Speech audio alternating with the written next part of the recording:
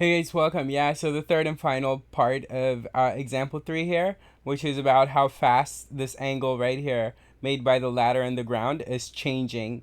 But otherwise, same situation as the first two parts of example 3. So we need to know how fast this angle is changing when b is equal to 6. So the question is right here, which is what is d theta dt when b is equal to 6? And what we know is we know from the given that dB dt, the rate at which the foot of the ladder is sliding away this way, is 1 foot per second.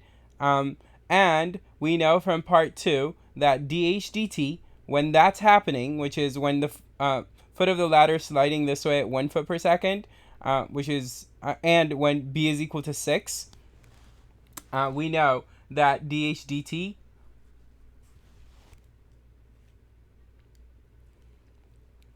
Hey guys, welcome. Yeah, so the third and final part of example 3 here.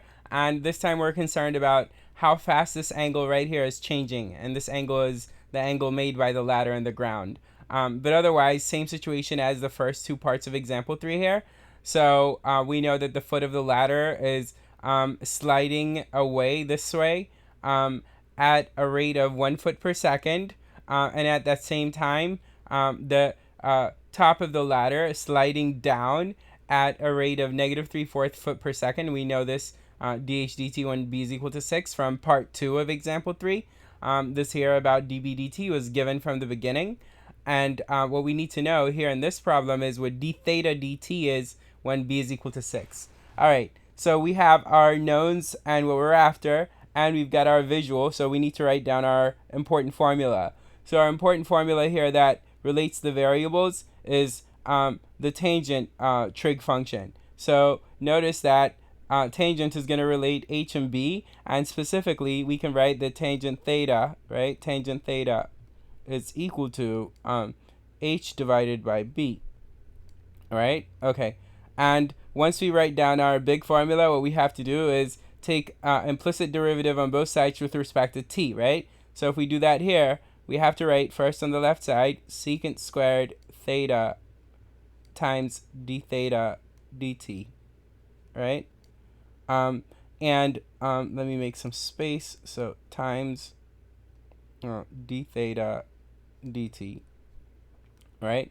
And so this is going to equal, on the right side here, to take the derivative implicitly of that with respect to t, we need to apply the quotient rule. So first, the derivative of the top, so that's 1 times dH dt, so dH dt times the bottom, so times b, so times b, and then minus the top, which is h, times the derivative of the bottom, and so times 1 times dB dt, and then all of this divided by the bottom squared, so all of this divided by b squared. Instead of divided by b squared, I'm going to choose to write times 1 over b squared, which is just the same as dividing this by b squared. Dividing this by b squared is the same as multiplying it by 1 over b squared, so I prefer, for efficiency of space, that I write 1 over b squared. So there that is, but otherwise,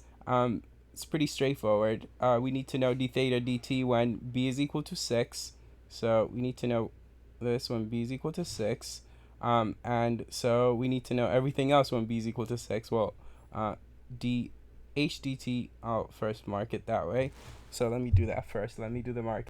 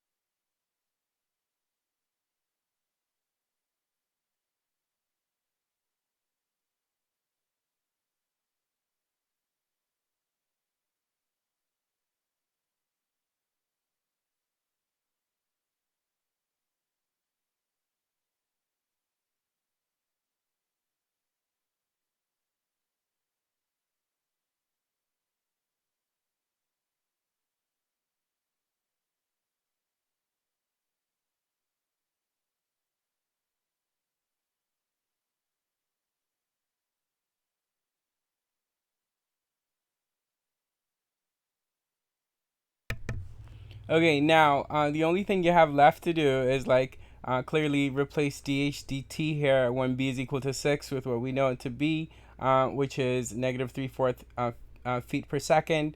And likewise replace this db dt here when b is equal to 6 with 1 feet per second, which is what it equals. And then for this secant squared of theta, well, first let's rewrite it.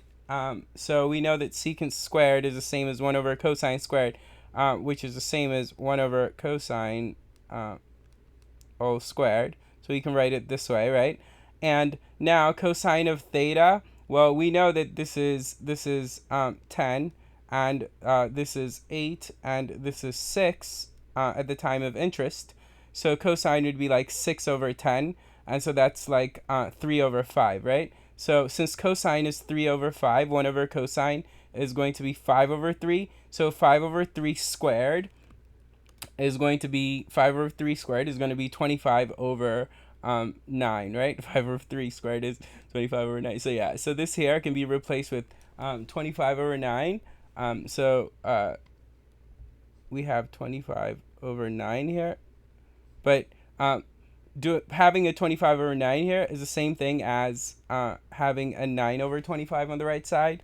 So I'll prefer that, which is to multiply on the right side by 9 over 25. But otherwise, you should like figure out what all these numbers multiply and subtract to, and you're done. And I'm not going to do that because if you've been watching my videos, you know that I don't like computation.